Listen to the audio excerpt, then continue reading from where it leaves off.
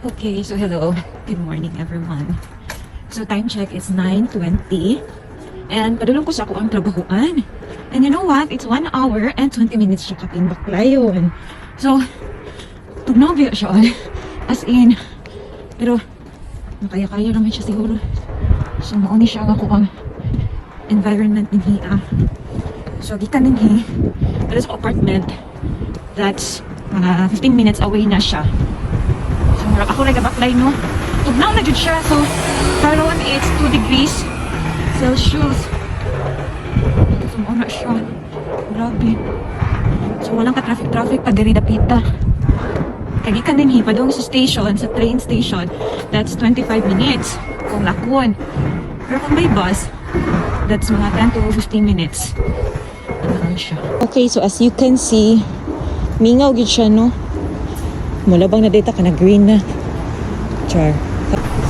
So, ano siya? Ako a day in my life, trabahante. Dari sa Japan.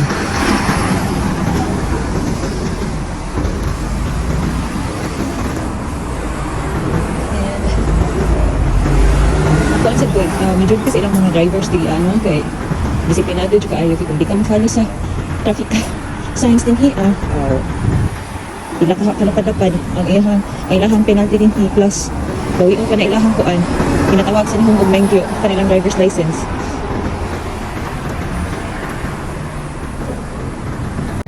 Okay, so hapit na tano sa toang facility, so laban Japan ng jutaan ni, no?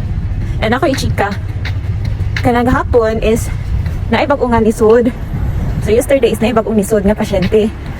So pinay siya, na-istorya na ko siya, no, Tagalog, and then nakasagot na siya sa kuha. Pero ang i-response sa kuha is Nihongo. Pero the way siya mo istorya is shattering iyang mouth. It's because kuan marag handicap bitaw, no, matawag na nato siya nga sugay siya na siya. Bata pa kay siya, oy, as in yeah, may katawanan kanya ng manager nga lalaki. Pangutan daw if saan sa Pilipinas siya pinanganak. Nalakulo. Ang ko, sige sir, I will ask. So actually pangutan na, ma'am, saan po kayo sa Pilipinas?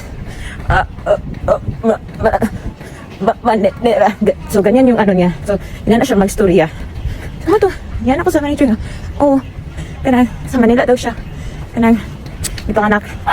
And more ko, dineto, ni ana ang si Ma'am G.